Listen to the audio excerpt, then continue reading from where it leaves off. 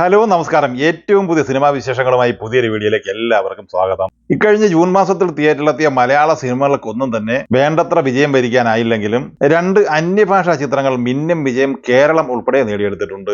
അതിൽ ആദ്യത്തേത് പ്രഭാസ് നായകനായി നാഗാശ്വൻ സംവിധാനം ചെയ്ത് ജൂൺ 27 തിയേറ്ററിലെത്തിയ പാൻ ഇന്ത്യൻ ചരിത്ര ബ്രഹ്മാണ്ഡ സിനിമയെ കൽക്കി 2898 AD എന്ന സിനിമ തന്നെയാണ്. അമിതാഭ് ബച്ചൻ, കമലഹാസൻ, ദീപിക പദുക്കോൺ, ദുൽഖർ സൽമാൻ, അന്നാബൻ, വിജയ് ദേവരകൊണ്ട എന്നിങ്ങനെ താരനിരയുള്ള ഈ സിനിമ ഇന്നലെ ശനിയാഴ്ചയോടെ ആദ്യ 9 ദിവസം പിന്നിട്ട് 10ാം ദിവസമായ ഇന്ന് ഞായറാഴ്ചയിലേക്കാണ് കടക്കുന്നത്. ചിത്രത്തിന്റെ ആദ്യ 6 ദിവസത്തെ കളക്ഷൻ പോസ്റ്റർ ആധികാരികമായി വൈജയന്തി മൂവീസ് പുറത്തുവിട്ടപ്പോൾ 700 കോടി രൂപയായിരുന്നു ചിത്രത്തിന്റെ world wide box office collection. ഇന്നലെ ചിത്രത്തിന്റെ നിർമ്മാതാക്കളായ വൈജയന്തി മൂവീസ് 8 ദിവസത്തെ കളക്ഷൻ സംബന്ധമായ പോസ്റ്റർ പ്രസിദ്ധീകരിച്ചിരുന്നു.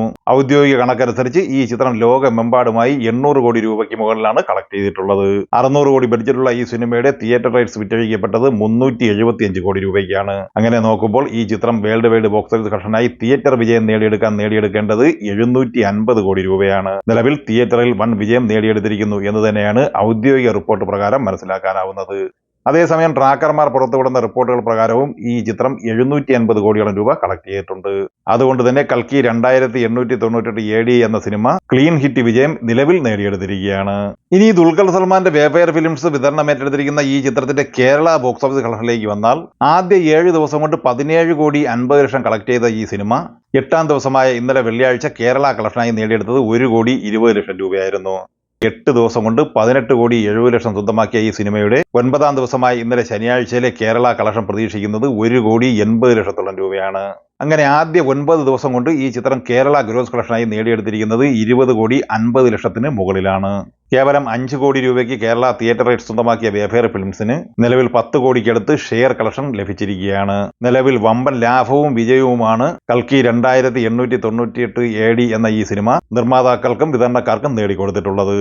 ഇക്കഴിഞ്ഞ ജൂൺ മാസത്തിൽ കേരളത്തിൽ തിയേറ്ററിലെത്തി വമ്പൻ വിജയം നേടിയെടുത്ത മറ്റൊരു അന്യഭാഷാ ചിത്രം വിജയ് സേതുപതി നായകനായ മഹാരാജയാണ്. 2024 തിയേറ്ററിലെത്തിയ തമിഴ് സിനിമകളിൽ സൂപ്പർ ബ്ലോക്ക് ബസ്റ്റർ വിജയം നേടിയെടുത്ത ആദ്യ സിനിമ കൂടിയായ മഹാരാജ വിജയ് സേതുപതിക്ക് തന്റെ 100 കോടി ക്ലബ്ബ് ഉറപ്പിച്ച സിനിമ കൂടിയാണ്.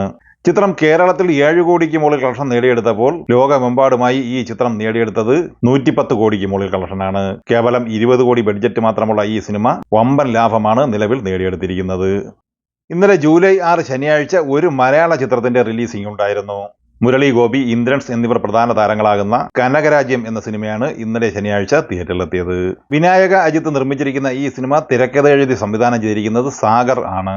ആവറേജ് അഭിപ്രായം നേടിയെടുത്തിരിക്കുന്ന ഈ സിനിമയിൽ ദിനേശ് പ്രഭാകർ, ഉണ്ണിരാജ, ലിയോണ ലിഷോയ്, ജോളി ചിറയത്ത്, അച്യുതാനന്ദൻ, ജെയിംസ് വേലിയ എന്നിങ്ങനെ ഒട്ടനവധി പുതുമുഖ താരനിര അണിനിരന്നിട്ടുണ്ട്. ജൂലൈ 5 തിയേറ്ററിലെത്തിയ മലയാള സിനിമകളിൽ അഭിജിത്ത് നൂറാനി സംവിധാനം ചെയ്ത കുരുക്ക് എന്ന സിനിമയുടെ 2 ദിവസത്തെ കളക്ഷൻ റിപ്പോർട്ട് പുറത്തു വന്നിട്ടുണ്ട്.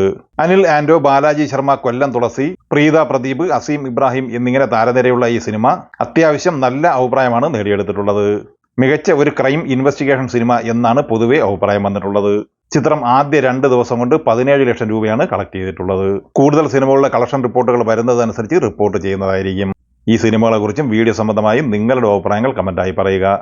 വീഡിയോ ഇഷ്ടമായി ലൈക്ക് ചെയ്യുക. നമ്മുടെ ചാനൽ സബ്സ്ക്രൈബ് ചെയ്യുന്ന കാര്യം കൂടി പരിഗണിക്കുക. വീഡിയോയുടെ നോട്ടിഫിക്കേഷൻ ലഭിക്കുവാൻ ബെല്ലൈക്കൺ കൂടി എനേബിൾ ചെയ്യുക. പുതിയ മറ്റൊരു വീഡിയോയുമായി വീണ്ടും കാണാം. എല്ലാവർക്കും ഒരിക്കൽ കൂടി നന്ദി, നമസ്കാരം.